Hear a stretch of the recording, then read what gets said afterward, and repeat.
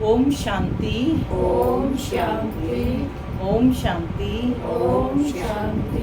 ओम शांति। ओम शांति। आज 4 जुलाई 2025 प्रातः मुरली ओम शांति बाप दादा मधुबन। आज बाबा ने मीठी मधुर मुरली में हमें सर्विस के महत्व को बताया है कि जितना हम सर्विस करेंगे उतना हम ऊंच कमाई करेंगे, क्योंकि आप सामान बनाना है ना। तो बाबा कहते जब तुम ऊंच कमाई करते हो तो 21 जन्मों के लिए वैकुंठ के मालिक बन जाते हो। साथ ही बाबा ने मुरली के महत्व को भी बताया। सर्विस करनी है तो मुरली के पॉइंट याद करने हैं, क्योंकि बिना मुरली को समझाए बिना आप कैसे सर्विस करेंगे। ब्राह्मणी यदि नहीं है तो क्या करेंगे? मिल करके क्लास करनी है, आपस में बैठ करके मुरली पढ़नी है और मुरली के पॉइंट्स पर विचार सागर मंथन करना है। तो बाबा ने कहा कि मुरली पढ़ना बिल्कुल सिंपल है, कोई मुश्किल तो नहीं है। लेकिन बच्चे क्या सोचते हैं कि यदि ब्राह्मणी नहीं है तो क्लास में जाना ही छोड़ देते हैं। लेकिन बाबा डायरेक्शन दे रहे हैं बच्चों को, ज्ञान अमृत तुम्हें रोज पीना है, मिल बैठकर क्लास चलानी है। सुनते हैं आज के डायरेक्ट ईश्वरीय महावाक्य।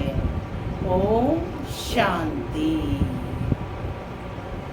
बाबा कहते मीठे बच्चे बंधन मुक्त बन सर्विस में तत्पर रहो, क्योंकि इस सर्विस में बहुत ऊंच कमाई है। 21 जन्मों के लिए तुम वैकुंठ के मालिक बनते हो। क्या कहा बाबा ने? बंधन मुक्त बन सर्विस में तत्पर रहो, क्योंकि इस सर्विस में बहुत ऊंच कमाई है। 21 जन्मों के लिए तुम वैकुंठ के मालिक बनते हो। आज की मुरली से प्रश्न है, हर एक बच्चे को कौन सी आदत डालनी चाहिए? हर एक बच्चे को कौन सी आदत डालनी चाहिए? मैं आत्मा हूँ, आत्मा निश्चय बुद्धि बनना चाहिए।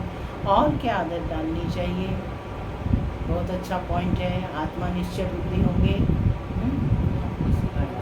बाप की श्रीमत पर चलने की आदत डालनी चाहिए और पढ़ाई रोज पढ़नी चाहिए। अब बाबा का उत्तर सुनते हैं। बाबा कहते मुरली की पॉइंट पर समझाने की आदत डालनी चाहिए। ब्राह्मणी यानी टीचर अगर कहीं चली जाती है तो आपस में मिलकर क्लास चलानी चाहिए। अगर मुरली चलाना नहीं सीखेंगे तो आप सामान कैसे बनाएंगे? ब्राह्मणी बगैर मूंझना नहीं चाहिए। पढ़ाई तो बिल्कुल सिंपल है, क्लास चलाते रहो, यह भी प्रैक्टिस करनी है। गीत चला मुखड़ा देख ले प्राणी दर्पण में, कितना पाप और पुण्य तेरे मन में। ओम शांति। माना मैं शांत स्वरूप आत्मा हूँ, शांति मेरा स्वधर्म है। बाबा कहते मीठे बच्चे अब घर वापस जाना है। ओम शांति। बाबा कहते बच्चे जब सुनते हैं तो अपने को आत्मा निश्चय कर बैठें और यह निश्चय करें कि बाप परमात्मा हमको सुना रहे हैं। यह डायरेक्शन अथवा मत एक ही बाप देते हैं, उनको ही श्रीमत कहा जाता है।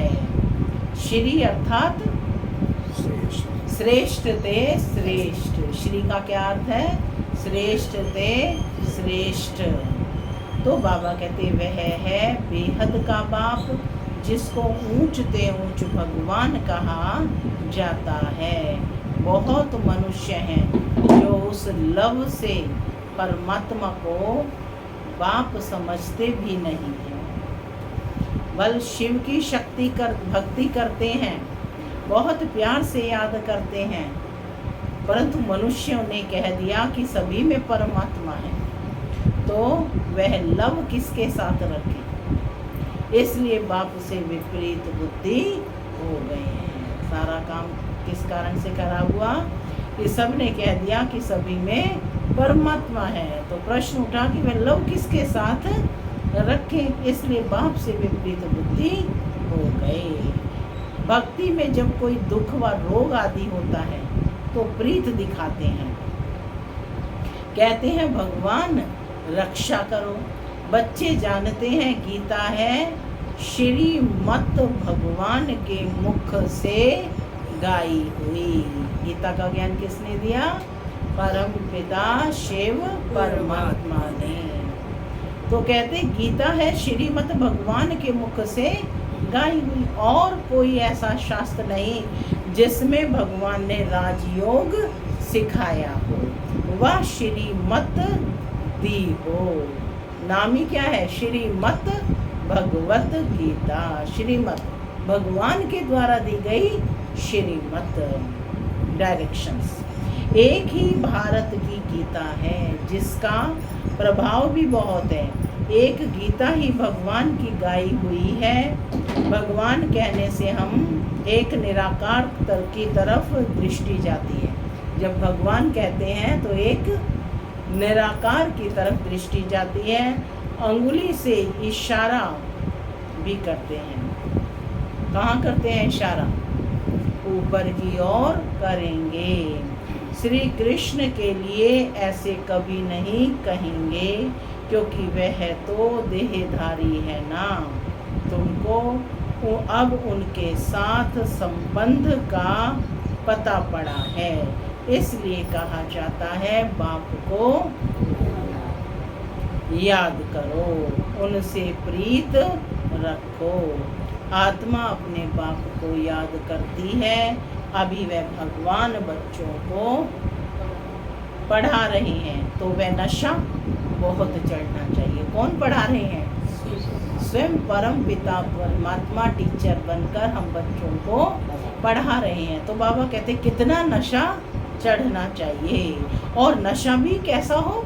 स्थायी चढ़ना चाहिए। ऐसे नहीं ब्राह्मणी सामने है तो नशा चढ़े, ब्राह्मणी नहीं है तो नशा उड़ जाए। बस ब्राह्मणी बगैर हम क्लास नहीं कर सकते। बाबा कहते कोई कोई सेंटर्स के लिए बाबा समझाते हैं, कहाँ से 5-6 मास भी ब्राह्मणी निकल जाती है तो आपस में सेंटर संभालते हैं। कम बात है क्या? 5-6 मास ब्राह्मणी नहीं है तो भी सेंटर संभालते हैं, क्योंकि पढ़ाई तो बिल्कुल सिंपल है। कई तो ब्राह्मणी बगैर जैसे अंधे लूले हो जाते हैं। ब्राह्मणी निकल आई तो सेंटर में जाना छोड़ देंगे।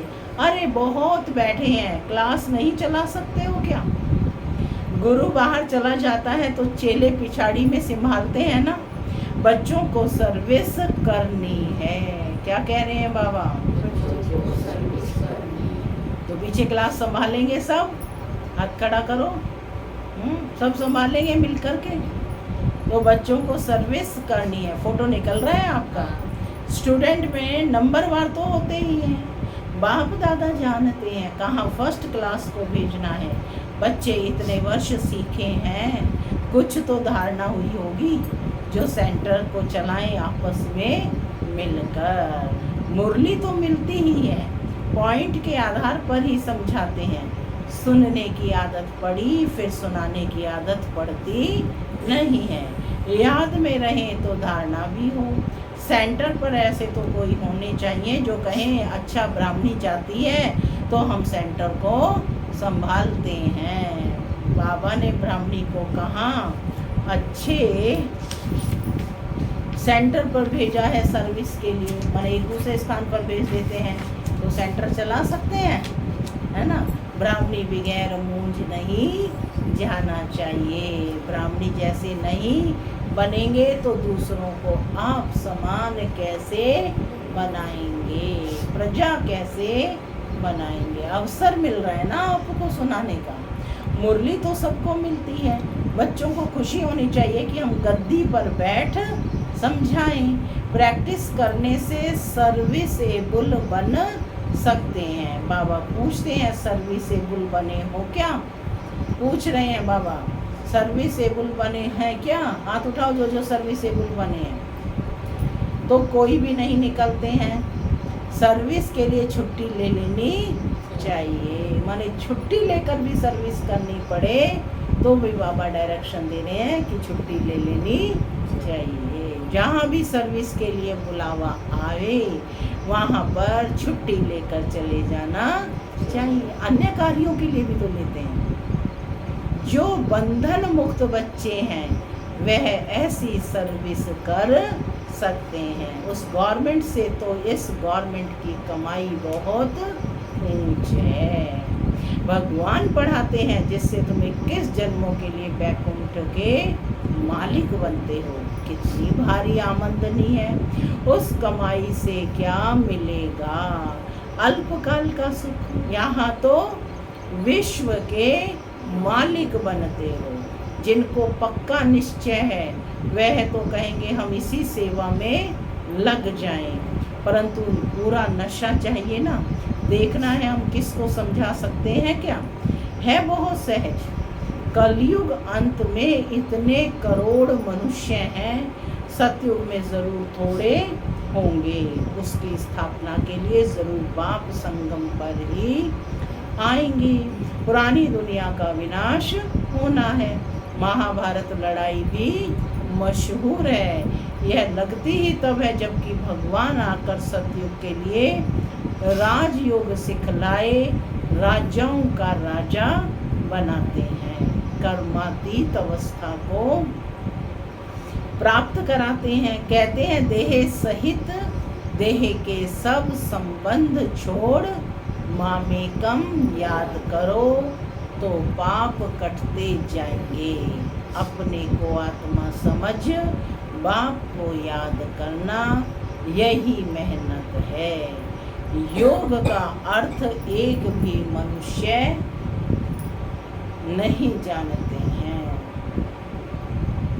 बाप समझाते हैं भक्ति मार्ग की भी ड्रामा में नून है। भक्ति मार्ग चलना ही है, खेल बना हुआ है। ज्ञान, भक्ति और वैराग्य। वैराग्य भी दो प्रकार का होता है। एक है हद का वैराग्य और दूसरा यह है बेहद का वैराग्य। अभी तुम बच्चे सारी पुरानी दुनिया को भूलने का पुरुषार्थ करते हो क्योंकि तुम जानते हो हम अब शिवालय अर्थात पावन दुनिया में जा रहे हैं। तुम सब ब्रह्मा कुमार कुमारियाँ भाई बहनों विकारी दृष्टि जाना सके। आजकल तो सबकी दृष्टि क्रिमिनल हो गई है, तमो प्रधान है ना। इसका नाम ही है नर्क, परंतु अपने को नर्कवासी समझते थोड़े ही हैं। स्वयं का पता ही नहीं तो कह देते स्वर्ग नर्क यहाँ ही है। जिसके मन में जो आया वह कह देते हैं। यह कोई स्वर्ग नहीं है। क्या आज की दुनिया को स्वर्ग कहेंगे जबकि दुखों से भरी हुई है? कहेंगे स्वर्ग? नहीं ना। तो बाबा कहते हैं यह कोई स्वर्ग नहीं है। स्वर्ग में तो किंगडम थी, राजधानी थी, रिलीजियस राइटियस थे, कितना बल था। अभी फिर तुम पुरुषार्थ कर रहे हो, विश्व का मालिक बन जाएंगे। यहाँ तुम आते ही हो विश्व का मालिक बनने। हेवनली गॉड फादर जिसको शिव परमात्मा कहा जाता है वह तुमको पढ़ाते हैं। बच्चों में कितना नशा रहना चाहिए, बिल्कुल इजी नॉलेज है। तुम बच्चों में जो भी पुरानी आदतें हैं वह छोड़ देनी है। क्या कहा बाबा ने? हाँ, अपनी पुरानी आदतें हैं, पुराना स्वभाव, पुराना संस्कार जो भी है उनको छोड़ना है। आगे बढ़ना है तो पुराने को छोड़ना है। ईर्ष्या की आदत भी बहुत नुकसान करती है। तुम्हारा सारा मदार मुरली पर है। तुम कोई को भी मुरली पर समझा सकते हो, परंतु अंदर में ईर्ष्या रहती है। यह कोई ब्राह्मणी थोड़ी ही है, यह क्या जाने, क्या कहेंगे, यह कोई टीचर बहन कोई है, यह आज मुरली सुना रही है। तो उसके महत्व को नहीं समझते। महत्व किसका है? मुरली का महत्व है, क्योंकि मुरली के शब्दों को वह, महावाक्यों को वो सुना रही है। तो बाबा कहते हैं परंतु अंदर में ईर्ष्या रहती है कि यह कोई ब्राह्मणी थोड़ी ही है, यह क्या जाने, बस दूसरे दिन आएंगे ही नहीं।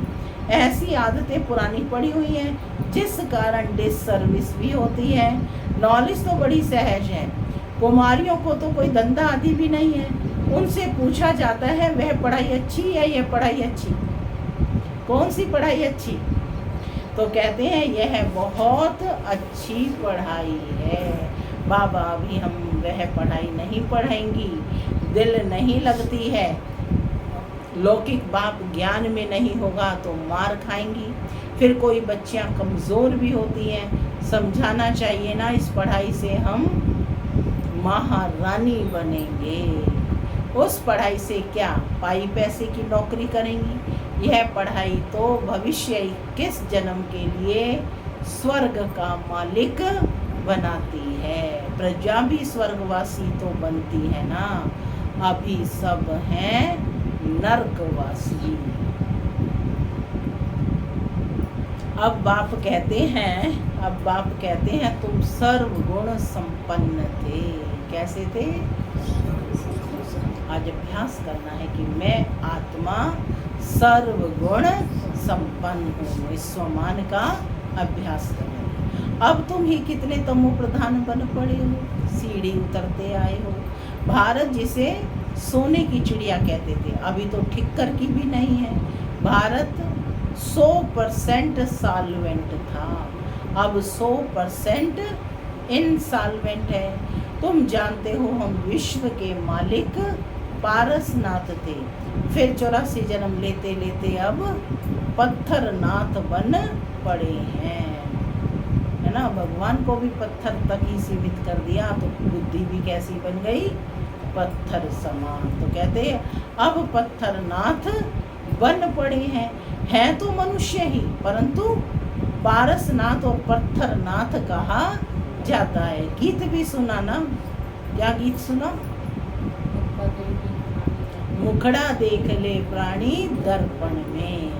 तो बाबा कहते हैं कि गीत भी सुना, अपने अंदर को देखो कि हम कहाँ तक लायक हैं। नारद का मिसाल है ना, दिन प्रतिदिन गिरते ही जाते हैं, गिरते गिरते एकदम दुबन में गले तक फंस पड़े हैं।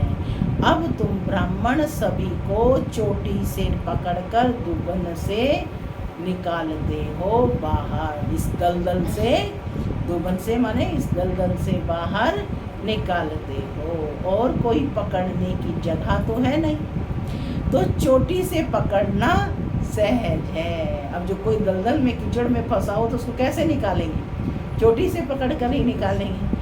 तो बाबा कहते और कोई पकड़ने की जगह तो है नहीं, तो चोटी से पकड़ना सहज है। दुबन से निकालने के लिए चोटी से पकड़ना होता है। दुबन में ऐसे फंसे हुए हैं जो बात मत पूछो। भक्ति का राज्य है ना। अभी तुम कहते हो बाबा हम कल्प पहले भी आपके पास आए थे, राज्य भाग्य पाने, लक्ष्मी नारायण के मंदिर भल बनाते रहते हैं, परंतु उनको यह पता नहीं है कि यह विश्व के मालिक कैसे बने। अभी तुम कितने समझदार बने हो। तुम जानते हो इन्होंने राज्य भाग्य कैसे पाया, फिर 84 जन्म कैसे लिए। बड़ी गुड़िया बनाते हैं, चित्र बनाकर पूजा करते हैं। उनका ऑक्यूपेशन ना जानने तो गुड़िया की पूजा हुई ना। अभी तुम जानते हो बाप ने हमको कितना साहूकार बनाया था, अब कितने कंगाल बन पड़े हैं। जो पूज्य थे सो अब पुजारी बन पड़े हैं। भक्त लोग भगवान के लिए कह देते हैं आप ही पूज्य, आप ही पुजारी, आप ही सुख देते हो, आप ही दुख देते हो। क्या ऐसा है? नहीं ना। सब कुछ आप ही करते हो, बस इसमें ही मस्त हो जाते हैं। कहते हैं आत्मा निर्लेप है, कुछ भी खाओ पियो मौज करो, शरीर को लेप चेप लगता है, वह गंगा स्नान से शुद्ध हो जाएगा। ऐसे ही कहते हैं ना, जो चाहिए सो खाओ। क्या क्या फैशन है, बस जिसने जो रिवाज डाला वह चल पड़ता है। अब बाप बच्चों को समझाते हैं कि विषय सागर से चलो शिवालय में। वैशाल्य से कहाँ चलो? शिवालय में। सतयुग को क्षीर सागर कहा जाता है। यह है विषय सागर, माने ये विकारों की दुनिया, इसलिए इसको कहा जाता है विषय सागर। तुम जानते हो हम 84 जन्म लेते पतित बने हैं, तब तो पतित पावन बाप को बुलाते हैं। चित्रों पर समझाया जाता है कि जो मन तो मनुष्य सहज समझ जाए। सीढ़ी में पूरा 84 जन्मों का वृत्तांत है। इतनी सहज बात भी किसको समझा नहीं सकेंगे, तो बाबा समझेंगे कि पूरा पढ़ते नहीं हैं, उन्नति नहीं करते हैं। माने पढ़ाई से ही उन्नति होगी। तुम ब्राह्मणों का कर्तव्य है ब्रह्मरी के मिसल कीड़ों को भूं भूं कर आप समान बनाना, और तुम्हारा पुरुषार्थ है सर्प के मिसल पुरानी खाल छोड़ नई लेने का। तुम जानते हो यह पुराना सड़ा हुआ शरीर है, इनको अब छोड़ना है। यह दुनिया भी पुरानी है, शरीर भी पुराना है, यह छोड़कर अब नई दुनिया में जाना है। तुम्हारी यह पढ़ाई है ही नई दुनिया स्वर्ग के लिए। यह पुरानी दुनिया क्लास हो जानी है। सागर की एक ही लहर से सारा डामाडोल हो जाएगा। विनाश तो होना ही है ना। नेचुरल कैलेमिटीज किसको भी छोड़ती नहीं है। जब प्राकृतिक आपदाएं आएंगी तो क्या किसी का बस चलेगा? बाढ़ आए, सूखा आए, भूस्खलन हो, है ना, भूकंप आए, तो किसी का बस चलता है?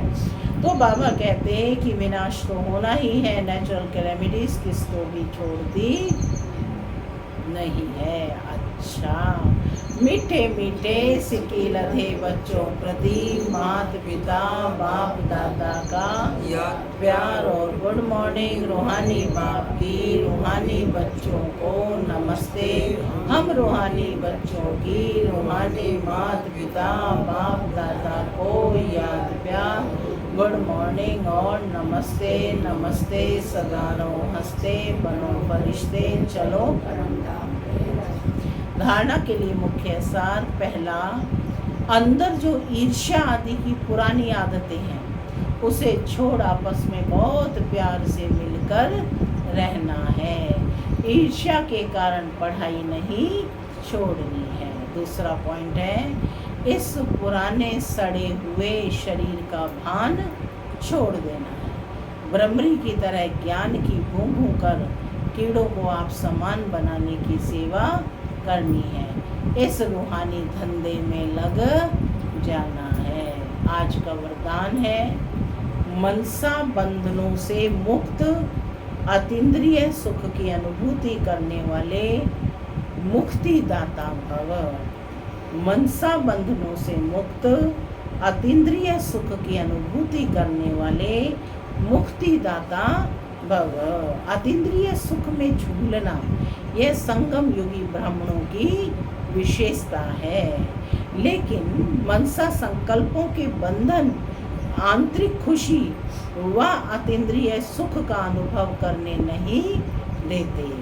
व्यर्थ संकल्पों, ईर्ष्या, अलबेलापन व आलस्य के संकल्पों के बंधन में बंधना ही मनसा बंधन है। ऐसी आत्मा अभिमान के वश दूसरों का ही दोष सोचती है। ऐसी आत्मा अभिमान के वश दूसरों का ही दोष सोचती रहती है। उनकी महसूसता शक्ति समाप्त हो जाती है। इसलिए इस सूक्ष्म बंधन से मुक्त बनो, तब मुक्तिदाता बन सकेंगे। स्लोगन है, ऐसा खुशियों की खान से संपन्न रहो जो आपके पास दुख की लहर भी ना आए। अव्यक्त इशारे संकल्पों की शक्ति जमा कर श्रेष्ठ सेवा के निमित्त बनो। किसी भी श्रेष्ठ संकल्प रूपी बीज को फलीभूत बनाने का सहज साधन एक ही है, वह है सदा बीज रूप बाप से हर समय सर्व शक्तियों का बल उस बीज में भरते रहना। बीज रूप द्वारा आपके संकल्प रूपी बीज सहज और स्वतः वृद्धि को पाते फलीभूत हो जाएंगे, संकल्प शक्ति जमा हो जाएगी। ओम शांति। ओम